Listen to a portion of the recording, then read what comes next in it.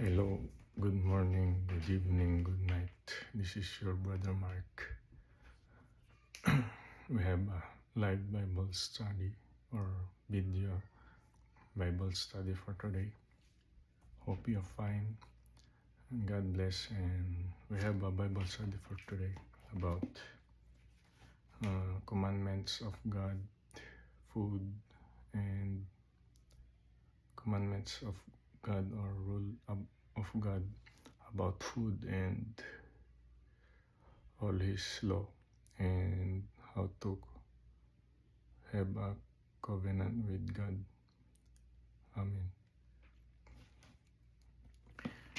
Before that, kindly close our eyes and pray for God's word for today. Father God, bless us once again.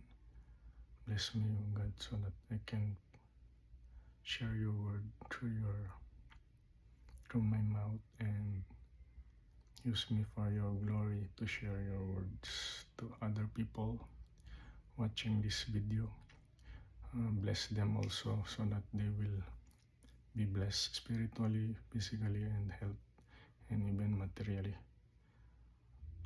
And heal them if they have sickness and or they have been trials in their life. In your mighty name, Jesus Christ, our Lord. Amen. Let's open our Bible in the book of Leviticus, chapter 11, verse 7 to 8. English version. And the swine, though he divide the wolf and be cloven-footed, yet he chewed not the cud. He is unclean to you. God's word said it's unclean for us to eat the meat of the pig or swine. And chapter 11, verse 7 to 8. English version. Of their flesh shall ye not eat, and their carcass shall ye not touch. They are unclean unto you. Amen. Because there's a law about food by God since the beginning of the world, since Adam time. Let's see if so that you will believe. In Genesis chapter 2, verse 16 to 17.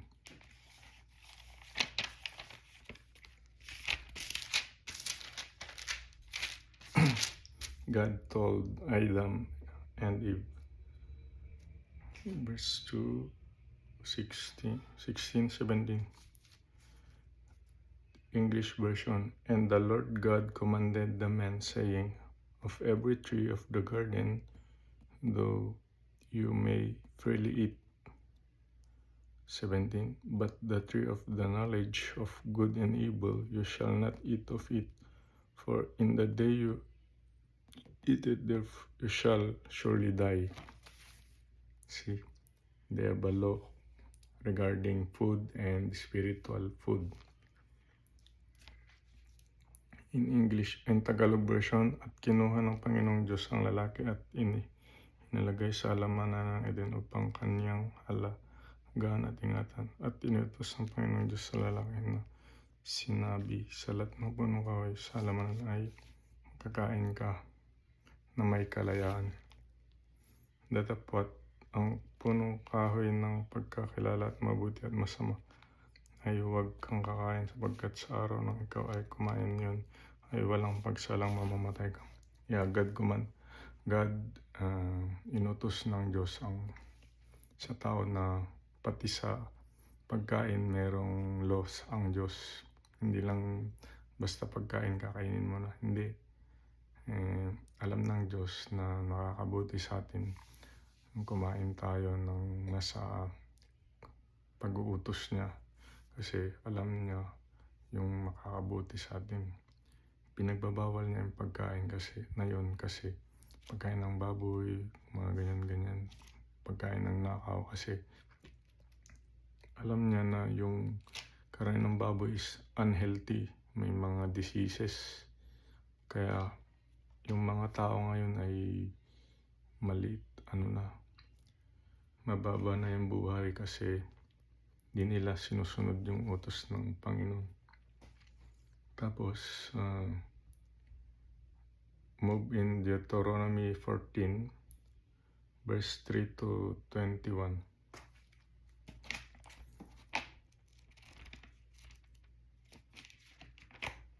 Deuteronomy 14.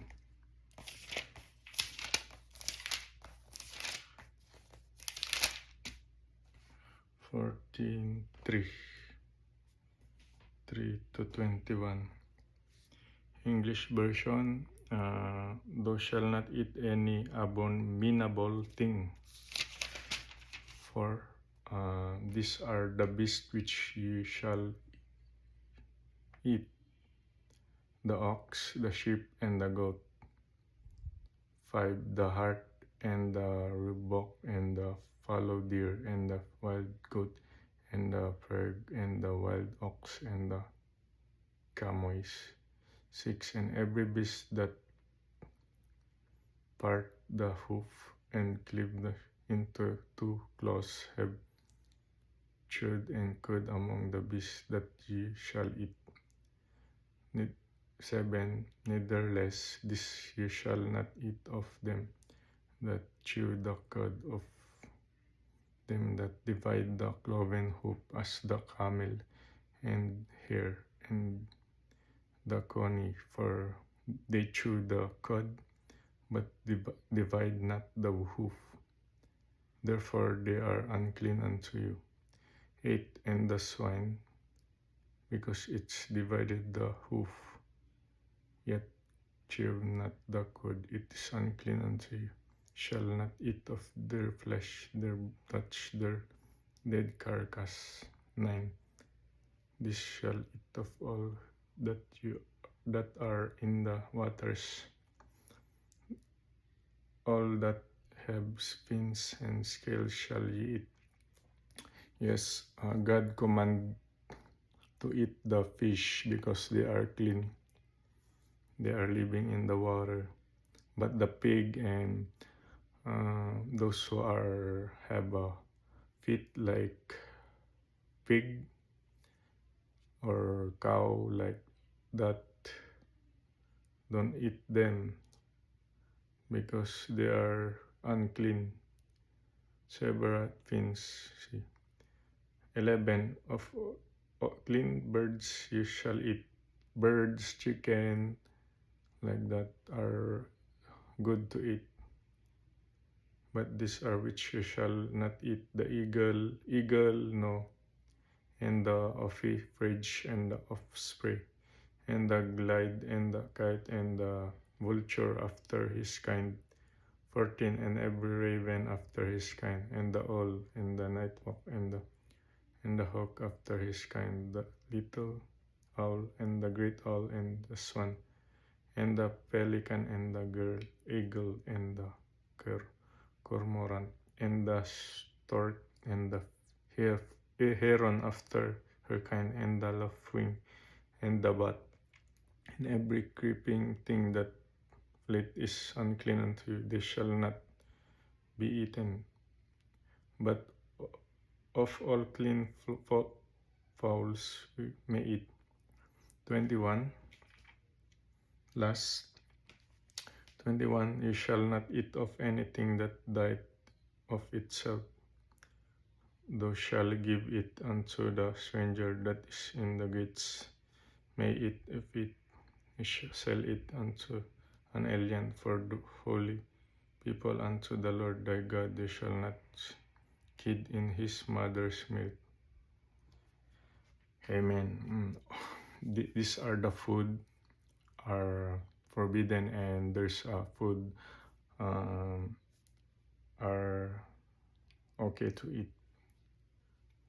Yeah, just read the verses that I told. Deuteronomy 14 verse 3 to 21. In Tagalog version, 3, huwag kang kakain ng anumang karumaldumal na bagay. 4, ito ang mga hayop na inyong makakain, ang baka, ang tupa at ang kambing. 5, ang malaking usa at ang maliit na usa at ang lalaking usa at ang mabangis na kambing at mga pigargo at antelope at mga gamuza. 6, at bawat hayop na may hati ang paa at baak at ngumunguya sa mga hayop ay inyong makakain. Ngunit may mga ito ay hindi makakain sa mga ngumunguya o sa baak ang paa, ang kamelyo at ang libre at ang koneho, sapagkat sila'y ngumunguya ngunit walang hati ang paa. May mga marumi sa inyo. 8, ang baboy sapagkat may hating paa, ngunit hindi ngumunguya, ito'y marumi sa inyo. Kaya ang baboy, hindi niya minunguya yung pagkain niya, kaya marumi. Ninulunok niya yun. Kahit kumakain siya ng marumi, kumain siya ng something, hindi niya na-digest, pumupunta sa katawan niya yung kaya madaming bulate yung baboy, yung mga hayop na hindi ngumunguya, gumagano lang. Kaya siya, mga pinagbabawal ng Diyos yun kasi para sa tao, para tumagal ang buhay ng tao. At mga ito ay inyong makakain sa lahat ng nasa tubig. Yung mga isda, pwedeng makainin kasi hindi sila malinis ang mga isda. Yung mga nasa, kumain ng isda. Kaya sa tingin mo, si Jesus nating Panginoon, di ba? Hudyo siya kumakain siya ng mga isda, bread, manok, yun. Pero hindi siya kumakain ng karne ng baboy, Sa lahat ng ibong malinis na makakain kayo.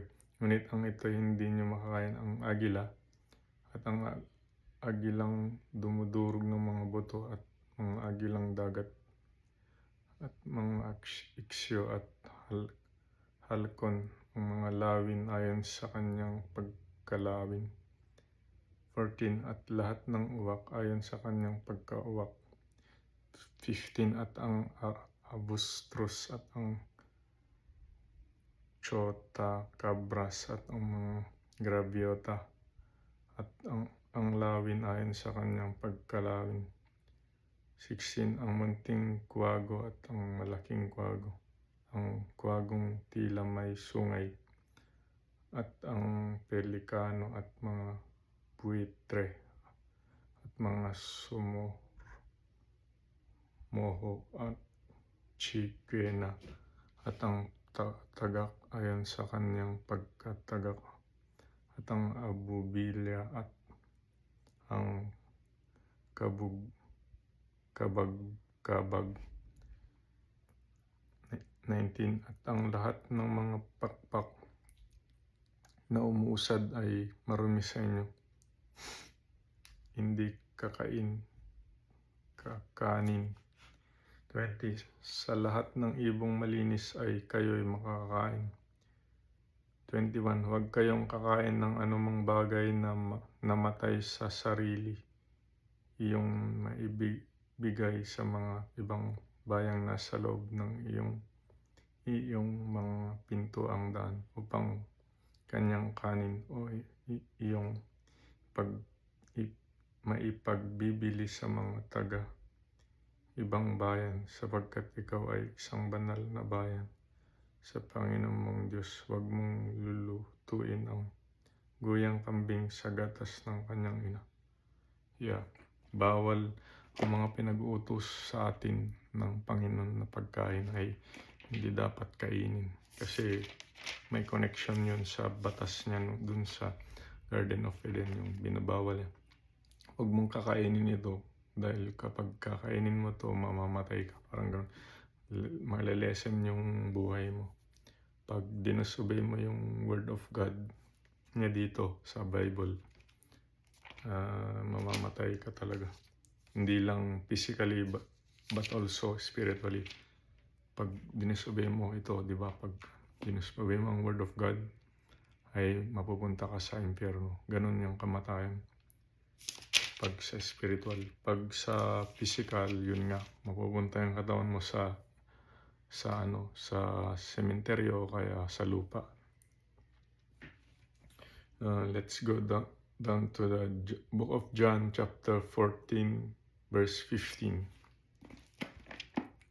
Malapit na tayong matapos mga guys. 2 verse na lang. Anyway, may matututunan kayo sa akin pag nakinig kayo. Kasi mga pinipreach ko at tinuturo ko ay ayon sa salita ng Diyos, sa Bible lang. Only the Bible. Because the world hates the Bible. Many people don't like the word of God because the word of God is Jesus Christ.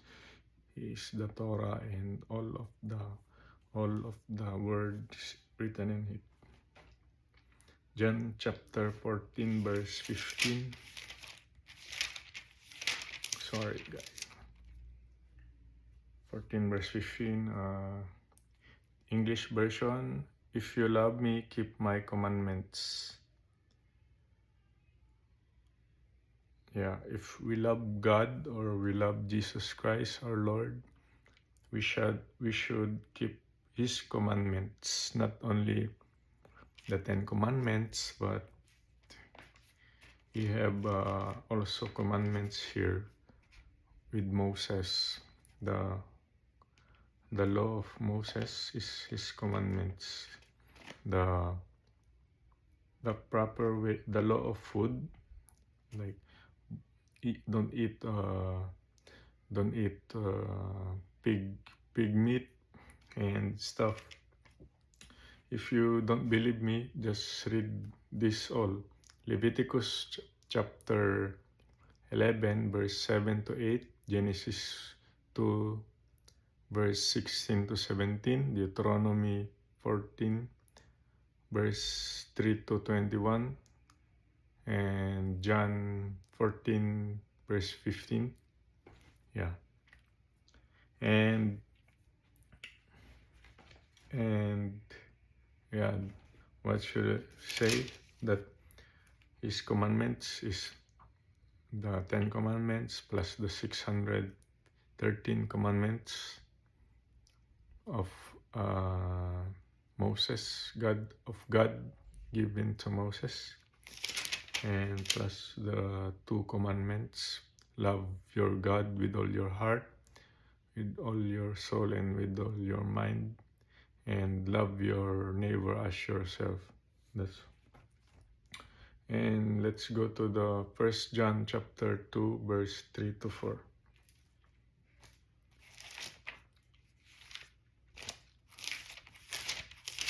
New Testament.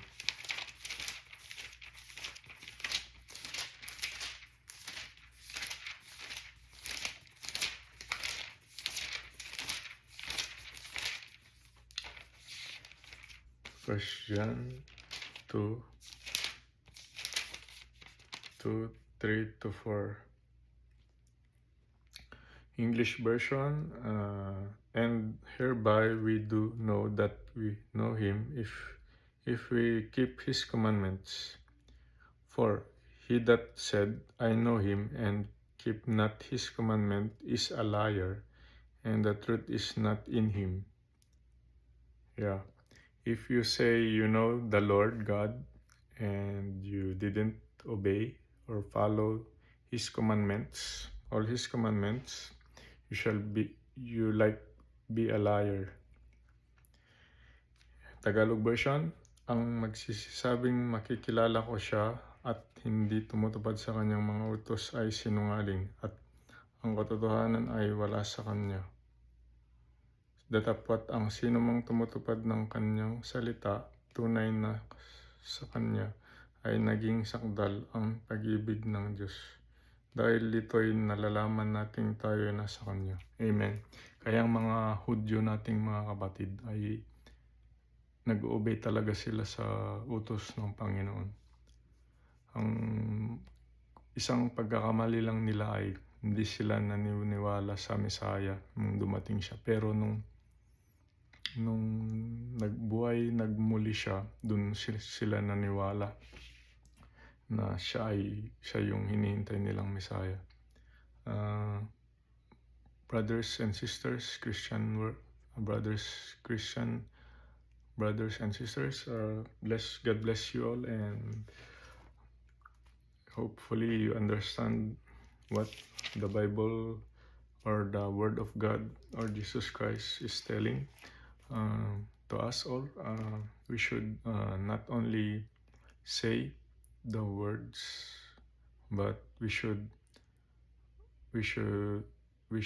obey His commandments, His words, and we should obey His commandments and covenant to us, because He promised us eternal life, heaven, and He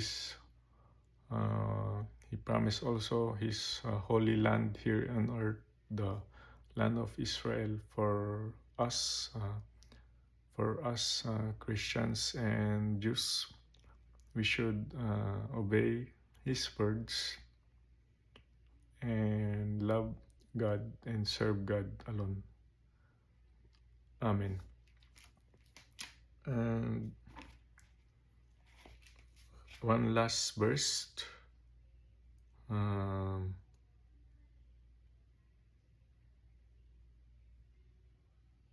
One last verse to us all.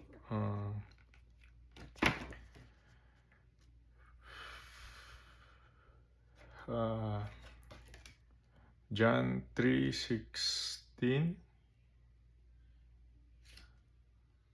For God so loved the world, He gave His only begotten Son, that whoever believes in Him should not perish, but have everlasting life.